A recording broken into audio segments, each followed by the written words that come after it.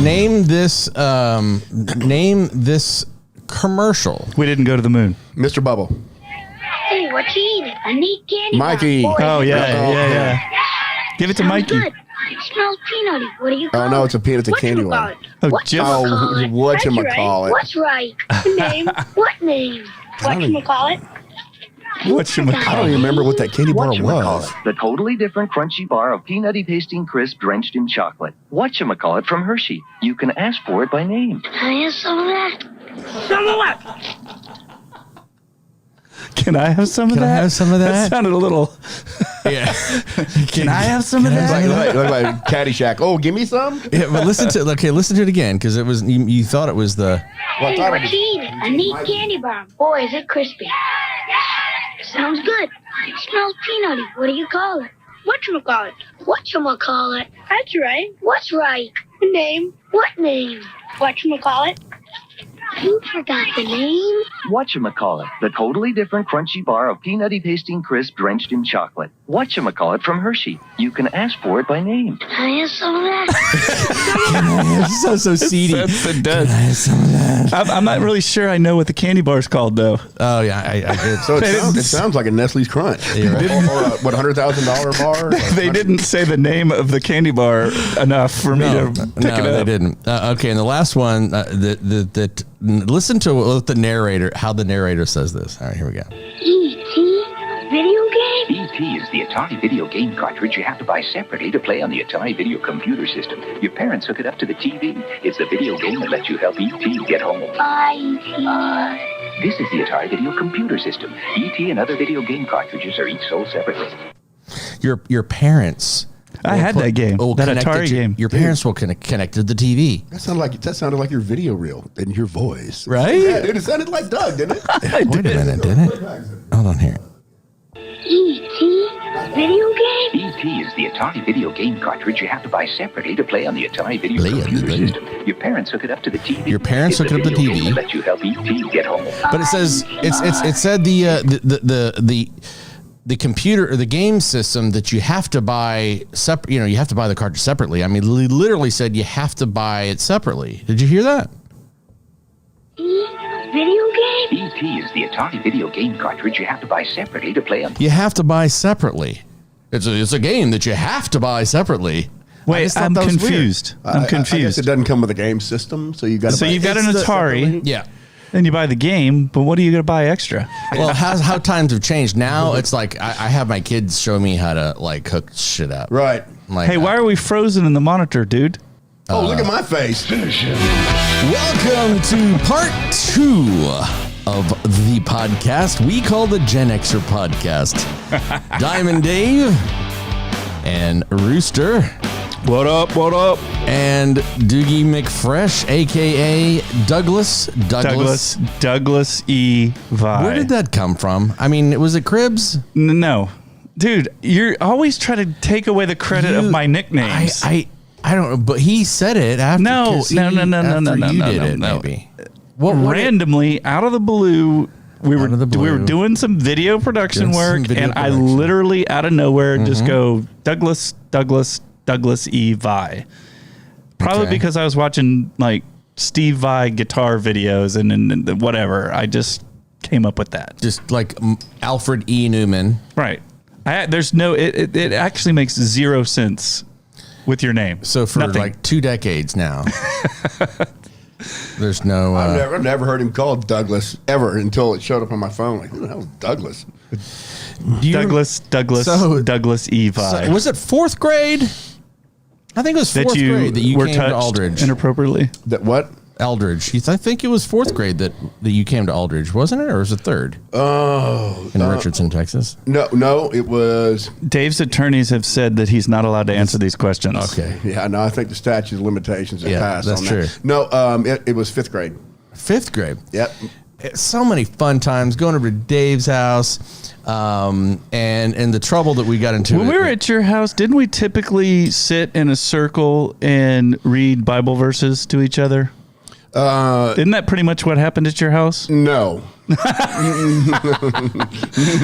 Because that's what I remember. No, we were always trying to figure out how to put just enough water back in my parents' liquor bottles where they would not notice it. Did they mark it? Huh? Did they mark the? Well, yeah, but we would put water back in it. But what they do is they outsmarted me, is because what they would do to find out if it had been tampered with, they stick it in the freezer. And so if there were ice crystals in it, they know that we watered it down. Yeah. I did the same thing at my I've already broke it down for my daughter. I'm like, Avery, there's nothing that you're going to be able to come up with that I didn't try, pulled off, or got caught doing. So, and then when we got caught, we perfected it where we wouldn't get caught. At least that we know of. Well, I'm just saying, my daughter can give it her best shot, but it ain't happening. I don't know, though. To be honest, she doesn't strike me like, I don't even think I've been, I don't think those kids, because of, you got the different generations. We just came from a really wild generation. Mm-hmm. And I think they're she's way level-headed. She's very, very level-headed, like way more level-headed than I was when I was that age. Well, Dave, did your folks kind of go, oh, we got a wild one here?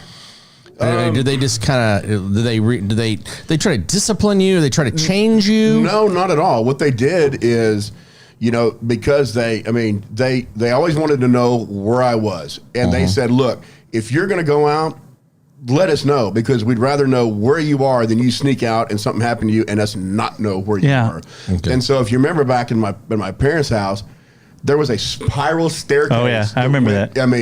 And so when girls would come up, fell down it a few times. All hours of the night, they would go. My parents would be in their room, and because whenever you take a step, would go gong, gong, gong. And do you hear it? My parents would go, oh, well, the elephants are here. What they would even do is, so I wouldn't disturb them and have to shut off the alarm, they gave me a shunt switch in my room that I could press a button, and it would disable the alarm in that back balcony. Yeah, that was all for their sanity. They're like, this is going to happen, man. We got to figure out a plan around all this. They were really smart. But you know what? I never did anything that would embarrass. I never did anything wrong. Really, I didn't. I was the crazy one. But because that they gave me that freedom, I never did anything wrong. That's interesting. It's quote like the preacher's daughter is always the wildest. Yeah. They never put any restrictions on me in anything, and so it's just like I never did. I said, treated you. You probably proved you're responsible enough. Hey, I'm wild and crazy, but you kept it under control. But don't get me wrong. I did a bunch of stupid stuff too, but not. We all did. Yeah, but not something that was going to wind me up in jail. You know, but just. Stupid, that didn't get caught doing. 15 years old, 16, 17 years old. Didn't you used to have a Bronco? Yeah. And didn't it the axle break at the parking lot? There you go. So what I thought was really cool is back then I thought a automatic was like if you put it in neutral and then slam it into first, it was like popping the clutch. No. And so we all went to Journey or Motley Crue or something. Like a whole bunch of us were just crammed into that thing. Yeah. And went to I don't remember what concert it was, like Journey, Motley Crue, something like that. I don't remember. I totally remember being in the back and you're just driving down the road, all just sloshing around back there. Yeah, of course I'm laughing watching you guys bounce back like Pong in the back seat. But such good times. I sheared that axle right in half. Yeah, I remember that. Yep, I remember that. My dad goes, "How'd you do that?" And I go, "I don't know." I'm like, I had a neutral, hit the gas, and slammed it and drive. Because I wanted to get a burnout. In a Bronco, a Blazer. It was a Blazer actually. So before we could drive, that was when we were 15. When did you start driving, Dave? Legally? Yeah, where you could. Well. That's a good point because but I was driving at 15. Yeah, I was too. I was driving at Shepton. Yeah, we were in 10th grade. Mm-hmm. I was driving to school. Same here. We'd watch Caddyshack. He loved watching Caddyshack. I still do this day. Yeah. Who doesn't? And if you know what, if you show Caddyshack to somebody and they don't get it, there's a good chance you shouldn't be friends with that person. There's no question about it. I don't care if they play golf or not. If you don't appreciate the greatness of Caddyshack, there's probably not a whole lot we're going to be able to agree on. I agree. That's funny. Okay, so what's next on the agenda, Mark? I'm afraid to get up. Topic change. Is it time for a topic change? Hold on. Christ. This is not how we planned in pre-production. Are you sure? I mean, I thought you had storyboards. We already ready to go. We did. We hired an agency that dropped the ball on the storyboards. Okay, so I'm going to get up now and stuff. How has video production changed since we all started? So when you were doing weddings, what did you charge for a final product? There you go. So on my own, I think the most I ever charged for like a wedding was like $780. Mine was $850. Yeah, but then I went to work. So here's my brilliant plan on DVD. No. What my you plan? Put it on the finished video. Oh. No. Oh. As far as business, so we both had wedding video businesses right around the same time, and like you would say, "Hey man, I'm double booked. Can you go shoot a wedding for me?" And I'd go do it for you. We did so many of those back in that time, and I just got so burnt out on doing it. Same here, man. So here's my bright idea. I'm going to go work at a company that is bigger than mine that does wedding videos. And I'm like master negotiator. Like, I don't want to shoot them. I'll edit them all day long. I don't want to shoot them. They're like, that's fantastic. We've got shooters. All we need you to do is edit these videos. I'm like, I'm in. What Take the job. Custom? First day on the job. Hey, we're overbooked. We need you to go out and shoot a wedding this weekend. Oh, no kidding. So now I'm shooting weddings, and those we used to charge $1,500 for a wedding video, and I'm like, man, if I knew I could get away with this, I would go back to running my own company. Right. Because they were no different, exact same thing. They just had a much better clientele. A lot of Jewish weddings, man. You've done a lot of Jewish. I've done a lot of Jewish weddings, and Jewish weddings were the ones where you did like that pre-consultation. You knew there's going to be a party. Oh yeah. Did you do the okay? I got to go on with the handheld. So you want to say something for the bride and groom? Absolutely. And you're like, hi, congratulations, thanks for inviting us. There it is again. Yeah. Don't do that voice, man. I consciously took out the list, but the tone was in that right. Okay, sorry. So say something for the wife and groom. Would you say something on the camera because we're going to videotape you? Now you sound like an Italian Joan Rivers. What is happening right now? This went sideways so fast when you start doing like voices. Okay, so no, yes. There's this guy down by the river. No, the answer to your question was yes. I hated Did it go that around part. interviewing? I hated that like part. you'd have the camera and you'd have to hand the microphone. I would hand it to the guy, and he's like, "No." I'm like, I have to have you do this. No, I don't want to say anything. It's a bride's request. There, yes. You know? Yeah. Okay. Hi, Jenny. Congratulations. This chicken's great. Thanks. Yeah. So the one thing that then y'all can tell your story is I did that one time, and I handed it to the groom. All right, Mike. Oh, sorry. And No. You handed the mic. Oh, yeah. I thought like you couldn't hear me. No. I handed the mic to the groom, and I said, "Hey, do you want to say anything to your wife or anything?" And he looked at me dead. And he goes, "Hey, camera boy, beat it." Boy. And I turned around. I told my crew, I go, "We're out of here." I go, "Let's go." That is so hilarious that you say that because I used to videotape bar mitzvahs. I used to videotape bar mitzvahs and bat mitzvahs, and these are 13-year-olds. And the exact same thing happened. They were lighting things on fire. Like there was like a little stage, and I don't remember where the place was, but they were back in the back. They were like lighting the tablecloths on fire. And the kid goes, "Hey, video boy, come over here and get me lighting this on fire." And first of all, I got pissed when he called me video boy, but then I kind of had to give him a nod of like, "That's kind of badass. You're lighting shit on fire." Yeah.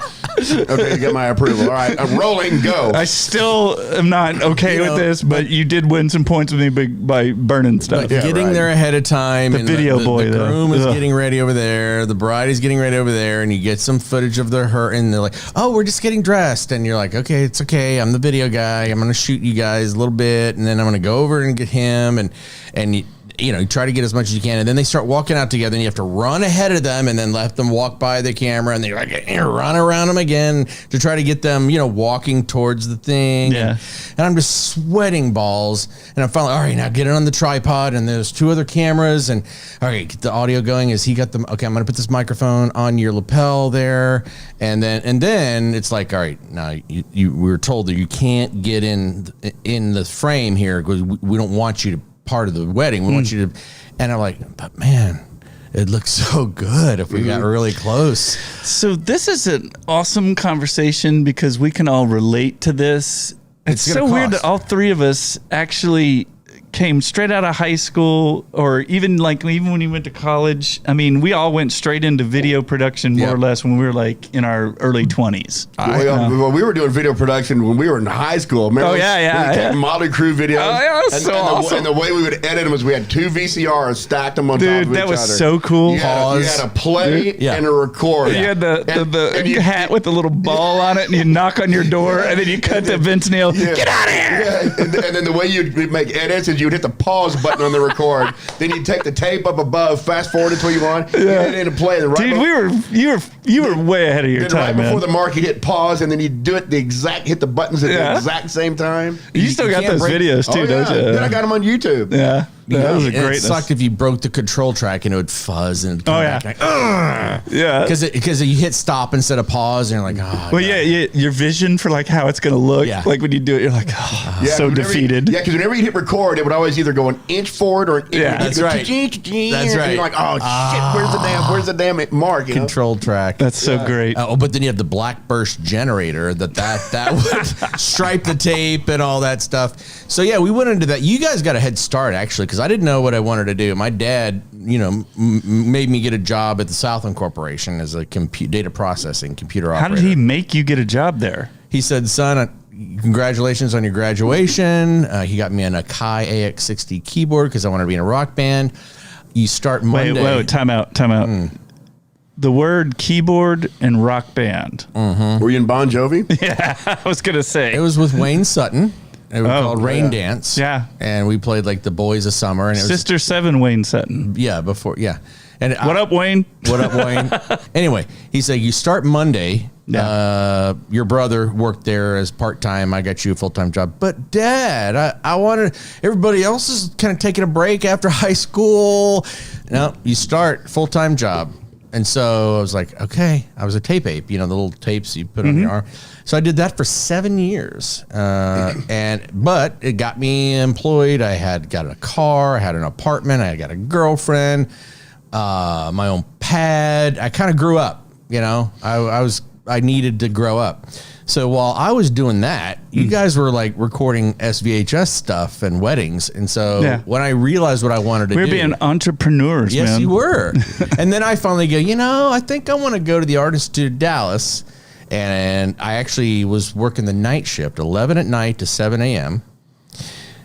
I left to go to the Art Institute right there off Park, right? 75 in Park. Yep. Yeah. Park Lane. Yep. From 8 Did to you noon. go there? You didn't go there. Yeah. You went there too? Yeah. You went to OU and the Art Institute? Then I got another degree from the Art Institute. I had no idea. I didn't either. All 3 of us went to the Art Institute. This is before they had the bachelor's program. Dude, I went through it though. It was like the second class. Like I was like it used to be over there where all the strip clubs were. That's right. You're right. Dude, what'd you go for? Yeah.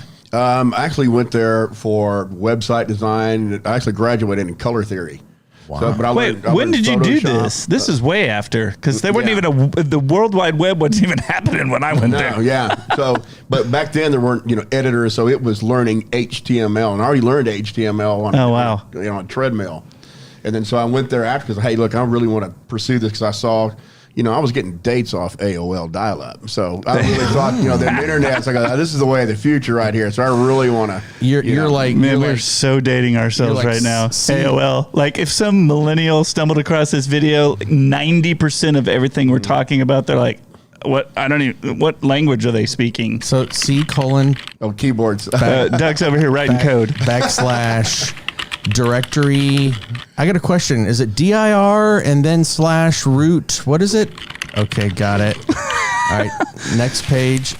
Okay, so Doug, program the next social media site that we can crush Facebook with real quick. Do that real quick. All right. Yeah, let them buy us There out. we go. And Done. Excuse me. Oh, wow. So anybody that has watched the first GenXR podcast where we tackled some really serious subjects. Yeah. This is definitely a left turn from the last It's a time. little. If you could go back in time into 1985, what would you do first?